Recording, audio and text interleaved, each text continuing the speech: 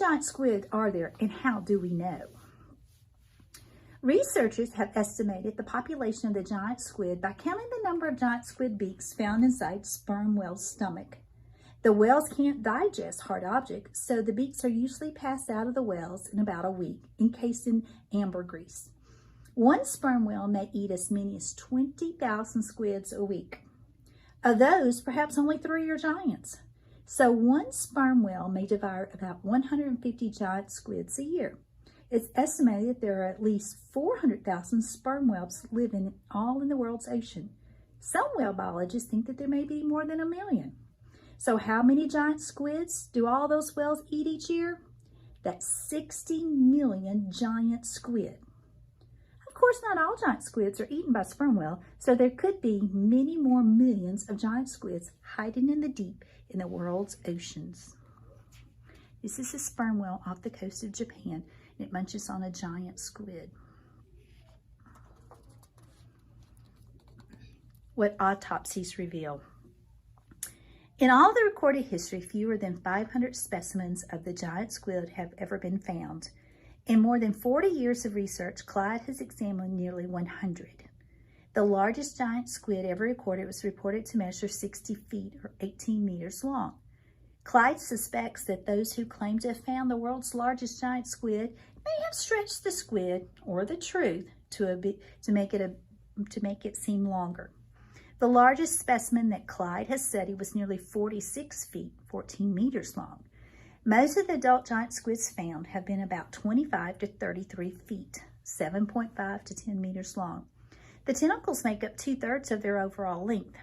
The giant squid ranks among the ocean's largest animals. Its size exceeded only by a few species of whales and sharks. This is Clyde Roper and Michael Sweeney. They examined a large giant squid that has been caught in the fisherman's net off of New Zealand. Clyde checks to see how his 6-foot, 183 centimeter frame measures up next to the mantle of a giant squid. Squids, much like trees, have growth rings. Squid rings are located in the tiny ear bone called statelets. They are daily rings because they are a new ring is laid down each day. Clyde has counted the giant squid's growth rings to figure out that it lives about a year, possibly 2. This tells the scientists that the giant squids are very fast-growing animals. The statelet shown in the front and back views helps the squid maintain its balance and tell how fast it is swimming. Circular rings in the statelet can be used to estimate a squid's age. The statelet was cut into a very thin slice to be viewed under a microscope. Each dark and light band represents 1 day's growth. The adult giant squid's eyes, its most remarkable feature, are the size of car headlights. How do they penetrate the permanent darkness of the deep sea to find their prey? How far can giant squids see? Clyde wanted to answer these questions and many more. Clyde talked with deep sea fishermen who had caught the giant squid in their fishing nets. He examined bodies of squid that had washed up on the shore, but dead or dying species couldn't answer the one big question that haunted Clyde. How does a giant squid behave in its natural habitat? He decided he had to find out. This is the eye of a giant squid. It's the largest in the natural world. This one is nearly the size of Clyde's head. How do deep sea creatures see in the dark? Below a depth of 660 to 3,300 feet, which is 200 to 1,000 meters, the ocean is in permanent darkness. There, the blinking lights on tiny microscopic animals look like fairy dust. They illuminate the fangs of strange deep-sea fishes. More than 3/4 of the deep-sea animals are bioluminescent. They produce their own living lights, like fireflies. Clyde wondered if the giant squid also glow in the dark. Many marine animals, such as jellyfish, glow in the dark. Why? Maybe it's to attract mates or food, scare away predators, or find their way in the blackness of the deep ocean. Seeking out the giant squid's relatives. Scientists study similar animals to learn about the characteristics and behavior of elusive creatures like the giant squid. They make deductions that may help them zero in on their target. So if Clyde couldn't yet swim with a giant squid, he would find the next best thing. He went to Mexico's western coast, where the cold waters of the Humboldt Current are home to another large squid, the Humboldt squid. A Humboldt squid can weigh as much as 100 pounds, 45 kilograms, and grow to be more than 8 feet, 2.4 meters long. Although not nearly as large as the other big squids, it has a reputation as a vicious killer. At night, Humboldt squid gather by the hundreds, even thousands, near the surface of the Sea of Cortez to hunt for fishes, shrimp, and other cephalopods. Fishermen there have a special name for this squid, Diablo roja, red devil. It earned its nickname partly because its body flashes deep red when it's caught on a fishing line, and partly because a Humboldt squid ferociously attacks bait and other Humboldt squid, and sometimes even humans. A Humboldt squid, known locally as the red devil, devours another Humboldt squid in the Sea of Cortez.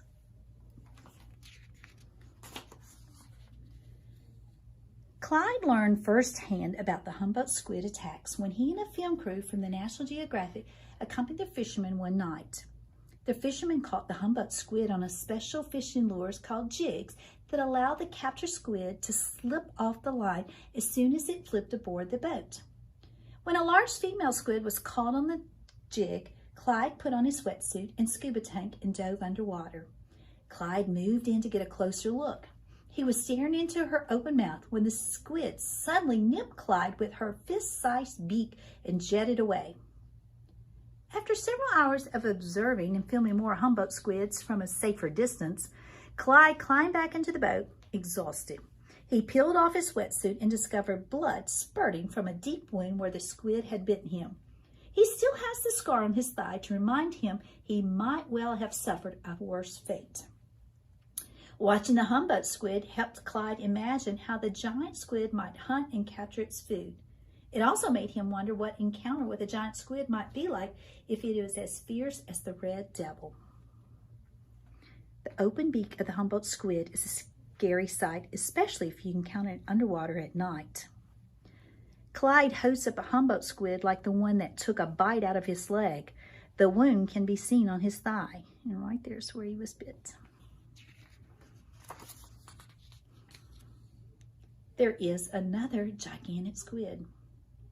A squid known as the colossal squid is found in the cold, deep waters around Antarctica. If the squids were athletes, the giant squid would be a long, lean basketball player. The colossal squid would be a football player. It's much heavier and bulkier than the Arcturians. The first colossal squid, with its strange fang-like suckers on its tentacles, were discovered in 1925 inside, you guessed it, the stomach of a sperm whale. Scientists have counted the number of colossal squid beaks found inside the stomachs of sperm whales. They have estimated that the colossal squid could make up 3/4 of the diet of the sperm whales that feed in the Southern Ocean, which surrounds Antarctica. And this is a squid biologist examines the colossal squid, a big job. Compared to the giant squid, its body is longer, but its arms are shorter. Diving deeper. Inspired by what he learned from the giant squid's cousins, Clyde was even more determined to search for his giant alive. He launched a National Geographic expedition to the Azores Islands in the middle of the Atlantic Ocean, where sperm whales go to feed. The sperm whale would show him the way. Clyde knew he couldn't dive deep enough to follow the whales. Giant squid live far deeper than a scuba diver can go, so Clyde had to find other ways to seek his giant. He enlisted the help of the National Geographic photographer Greg Marshall, the inventor of the Critter Cam. This special video camera can be attached to sea animals such as dolphins, seals, and sea turtles to record their underwater journeys. And here's the silvery light, served as Clyde's research vessel. Scientists used a big blue suction cup to attach the Critter Cam to a sperm whale's head. The Critter Cam, invented by a National Geographic engineer, has been used to follow many different creatures, including penguins, into the wild. How do you fasten a camera to a 1,000-pound wild animal? Very carefully. When the researchers were ready to attach the camera, they quietly paddled an inflatable kayak toward a whale resting just under the water's surface. The whale remained surprisingly calm as they attached the camera to its head with a suction cup. A video camera, depth recorder, and an audio recorder mounted on the suction cup recorded the whale's dive. An hour later, the camera was released from the whale.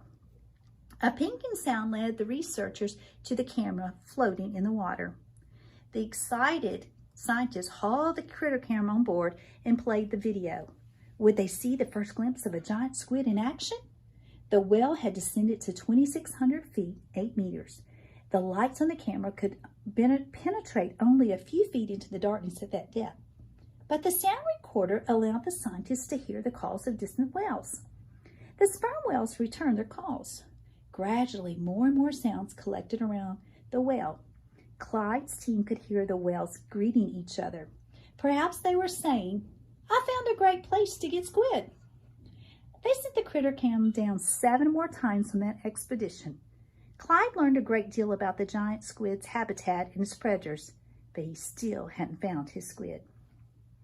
What about tracking the creatures that giant squids eat? This was a small kayak. It may not seem the safest way to approach a sperm whale resting on the surface, but the scientists worried that a motorboat would scare it away. Follow the food. A fellow scientist told Clyde he found deep-sea fish called orange roughy inside the stomachs of dead giant squids. So Clyde led an oceanographic cruise to the underwater canyon where fishermen net these fish. Sperm whales also gather there. Clyde used an autonomous underwater vehicle, AUV, a miniature sub controlled from the surface by a computer. He felt as if he were swimming among the fishes as he directed the sub from the control room of the research ship. Clyde learned more about what the giant squid eat and the other animals that live at those great depths, but he did not find the giant squid. Are giant squids good to eat? Clyde loves to eat squid, which is called calamari, when prepared as food. No one had ever tasted a giant squid, so Clyde, always curious, decided he would taste a specimen that one of his friends had stored in his fridge. It was very, very bitter, he recalled. The meat was analyzed, and the scientists discovered that the muscle contains a chemical similar to the one in our urine. And here they are launching the Odyssey, an AUV equipped with a critter cam in the nose. Ancient fish, ancient forest. Orange roughy are some of the longest-lived fishes in the ocean. Left undisturbed, these fish may live to be more than 100 years old.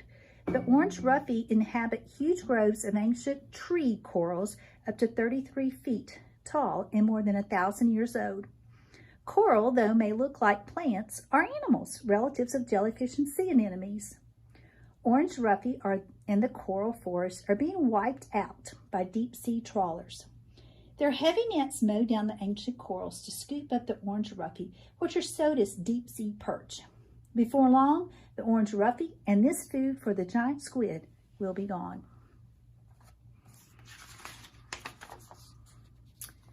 On Clyde's next research trip, he and a crew from Discovery Channel used a manned submarine, the Deep Rover. The sub explored an underwater canyon off the coast of New Zealand, where another favorite food of the giant squid lives, the hookiefish.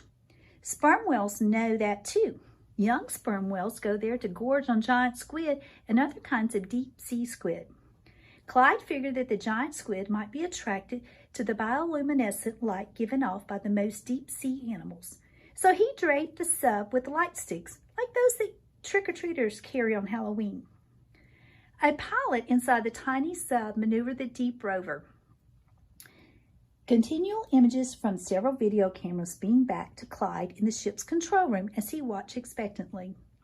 Clyde's team saw blue-green bioluminescent light show from many deep-sea creatures, but the giant squid remained hidden.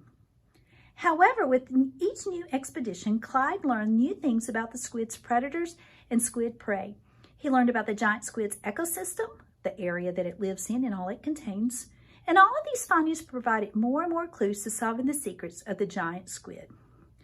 The New Zealand ship that carried him off to the coast of New Zealand, Clyde sits in a small submarine, the Deep Rover, shortly before it descends to the deep waters where the giant squid lurks.